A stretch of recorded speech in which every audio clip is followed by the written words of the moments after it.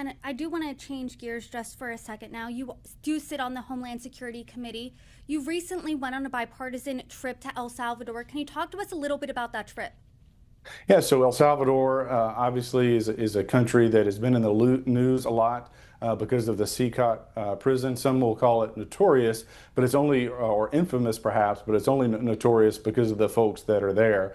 And so, there's been a lot of members of Congress who have wanted to go to El Salvador and they've been turned away at the prisons. But that being said, the president, Bagali, he invited myself and a couple of other members of Congress to come meet with him to talk about El Salvador's story. Keep in mind that since the 80s, civil war, dictators, gang violence, the country has been wrought with violence. And roughly 3 years ago, Bagali came into power and he cleaned up the country. And so now you have a situation where just a few years ago, you and I couldn't have walked down the street and been safe in El Salvador, but now we could.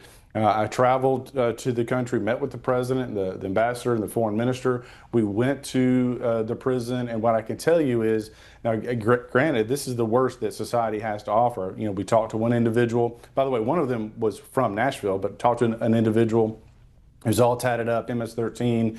He joined the gang when he was 13. And the question was asked, why are you here? He said, homicide.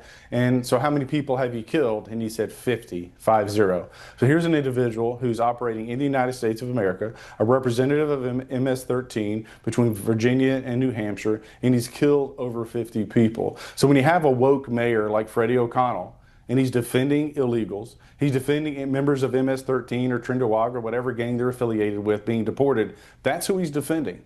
He's siding with serial criminals over the people of his community. And by the way, just a few days ago in Brentwood, a suburb of Nashville, you had a group of Chilean gang members who were arrested because they were rampaging through Brentwood, serial burglars. We had an individual, a victim of one of those gangs, 15 years old. She was home by herself. She was in the bath.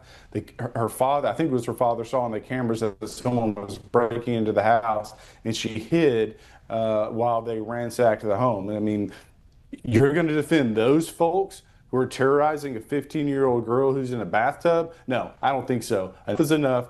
CCOT is a place where the worst of the worst go, and there's a whole lot of people in Nashville that should be sent there right now. And I'm sure you know this. There are human rights concerns regarding CCOT. Did you witness that firsthand during your visit? Yeah, I mean, again, folks who haven't seen it can only draw conclusions. I literally went there. I saw the facility. Look, they're in prison, and these folks are guilty of multiple murders and horrendous crimes. They're fed, they're housed, they have medical, they have lawyers. I mean, I had an extended tour of both the area where the Venezuelans were being kept and the El Salvadorians and the different conditions they're in. And again, it's prison. It's not day camp. It's not church camp. And so they're giving the opportunity for physical activity, albeit limited. They're given the opportunity to read the Bible. But that being said, they're there because of a choice they have made. And look, Bugali's come in and cleaned up his country. This is country, again, that's been wrought with violence. And if you're a member of a gang in El Salvador, the minimum sentence is 20 years because he has a zero tolerance policy towards these violent gangs in his community. And quite frankly, we need to learn from that and understand that MS-13 is not our friend.